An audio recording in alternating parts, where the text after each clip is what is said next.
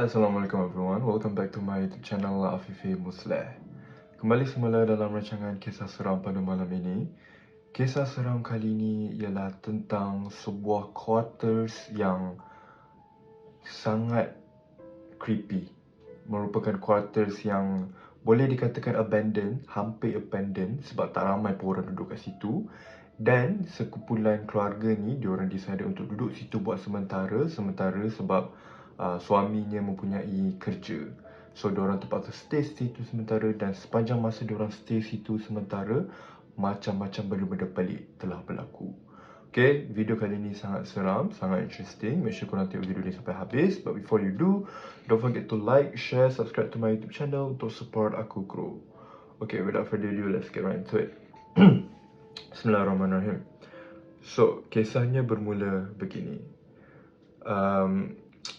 Aku dalam cerita ni, main karakter dia adalah isteri dia lah. Okay. Aku sebagai isteri dalam keluarga ni, mempunyai suami dan mempunyai 2 orang anak. Okay, seorang anak lelaki, seorang lagi anak perempuan.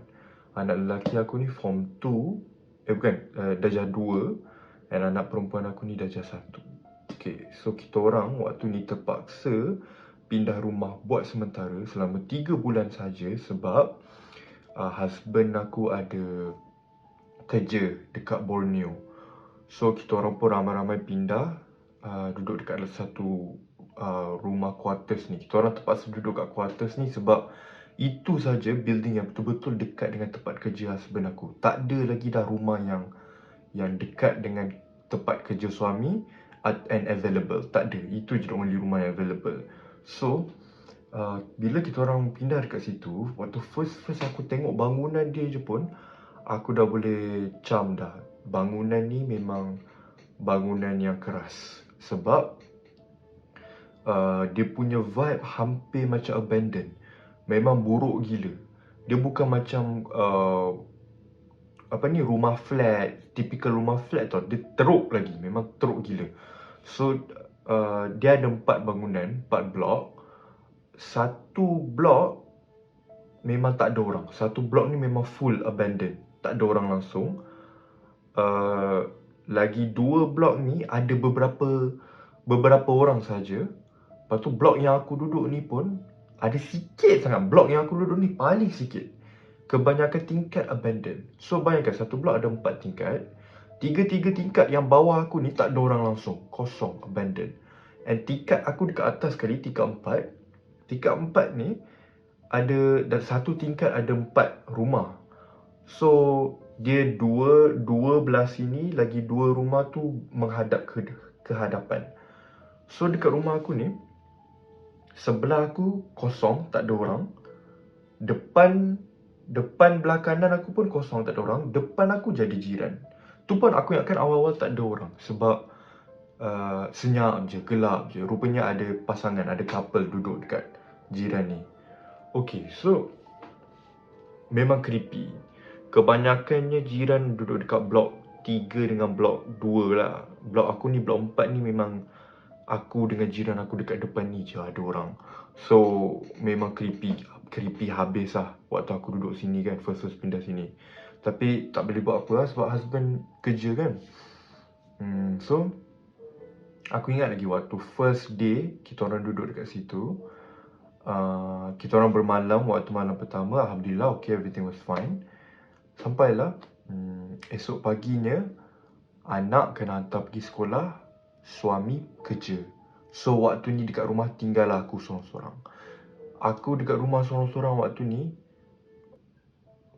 Waktu tengah aku nak lipat baju, basuh baju tu, mula-mula aku dapat kena kacau dengan gangguan halus dulu tau.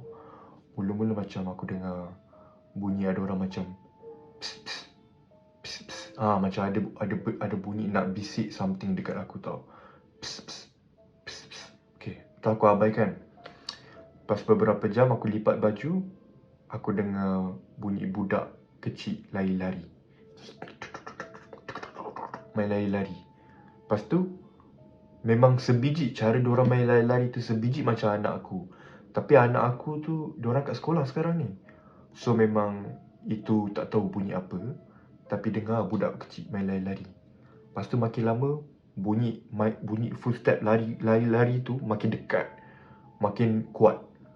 And aku dengar bunyi budak kecil main lari tu, tiba-tiba makin dengar pula suara sebiji macam anak aku, suara main kejar-kejar macam jadi lepas tu gelak-gelak, Amal. Lepas tu dengar bunyi macam diorang gaduh, mana Acik, Alung yang buat macam ni, mana sepatutnya Alung cuit, bla bla, something like that lah kan. Makin lama makin kuat. Lepas tu aku dah mula rasa tak sedar hati. And aku abaikan je, aku ignore selagi boleh. Lepas tu aku tak tahan sangat, aku cepat-cepat keluar rumah. Aku terus ambil anak aku. Most of the time aku lepak luar je lah. Sebab kalau aku tak tahan sangat duduk rumah tu, aku akan pergi keluar. Kadang-kadang anak aku balik lagi 1 jam, tapi aku gerak awal, semata-mata nak duduk dalam kereta sebab tak tahan duduk dalam rumah. Okay, tu hari yang pertama. Aku ingat lagi, makin lama makin teruk gangguan yang aku kena. Dan bukan aku seorang je yang kena, family aku, satu keluarga kena. Aku ingat lagi pernah satu kali tu, aku nak masak. Okay, aku masak. Tiba-tiba aku dapat rasa ada something dekat belakang aku tau. Waktu ni memang aku seorang kat rumah tau, tak ada siapa kat rumah. Ada something kat belakang aku. Lepas aku dapat rasa dekat bahu aku ni ada macam kepala sedang menjenguk aku dari belakang. Faham tak? Macam, tahu tak macam bila kita masak and then ada orang macam letak kepala dagu dia dekat atas bahu kita semata-mata nak tengok kita masak apa kan. Aku rasa exactly macam tu.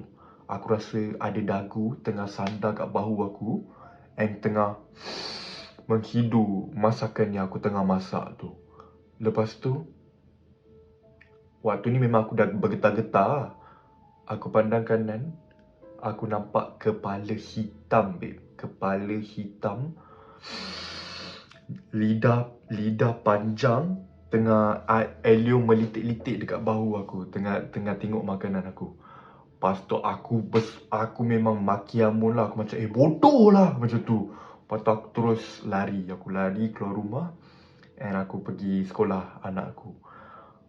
Aku takkan boleh lupakan momen tu. Itu merupakan momen yang paling seram dalam hidup aku. Lepas tu aku ingat lagi, aku bagi tahu husband aku lah. Aku cerita kat husband aku. Waktu ni husband aku tak percaya lagi tau, sebab dia jarang ada kat rumah. Dia selalu kerja kan. So aku cerita kat husband aku, dia akan cakap, perasaan je tu, standard lah, typical ayat Melayu kan. Perasaan kau je tu. Lepas tu finally husband aku pula kena kacau. Dia apa ni, dia lari dekat dalam rumah. Lepas tu dia cakap, saya dengar ada orang mengilai tadi. Kuat gila dia mengilai. Lepas tu husband aku cerita yang mula-mula dia dengar bunyi mengilai. Sekali dia tengok tingkap rumah dia, tingkap bilik dia tu, ada perempuan tengah ketuk tingkap. Masalahnya tingkap tu, kita kan rumah quarters, rumah yang tingkat atas sekali. So tingkap yang diketuk tu betul-betul tak ada balcony ke, tak ada apa tau, kosong. So memang kalau buka tingkap tu memang straight ke bawah. So macam mana dia boleh nampak ada perempuan tengah ketuk tingkap? Dan perempuan tu dia senyum je tengah ketuk tingkap. Creepy gila sambil dia mengilai. Tu yang husband aku tu terus lari masuk dalam bilik tu. Dia cerita dekat aku, finally dia kena kacau. Itu first time dia kena kacau. Lepas tu anak-anak aku pun complain benda sama. Every night dia akan cakap, Mak, dekat bilik adik ada hantu. Lepas tu aku remind diorang untuk baca ayat kursi every night. Sebab diorang dah hafal. So aku suruh diorang repeat je baca ayat kursi banyak kali setiap malam sampai tertidur. So Alhamdulillah tak ada jadi apa-apa dekat anak aku. Tapi diorang banyak kali komplain lah. Lepas tu aku ingat lagi yang benda momen yang aku paling tak boleh lupakan. Waktu ni husband aku belum balik kerja lagi. Tapi dekat rumah aku nampak husband aku lari. Dia lari dari dapur, masuk ke dalam bilik. Lepas tu aku pun cepat-cepatlah masuk dalam bilik. Aku nak tengok kenapa dengan dia kan, apa jadi dengan dia. Bila aku masuk dalam bilik, kosong. Tak ada orang. Aku cek tandas, cek dapur, kosong, tak ada orang.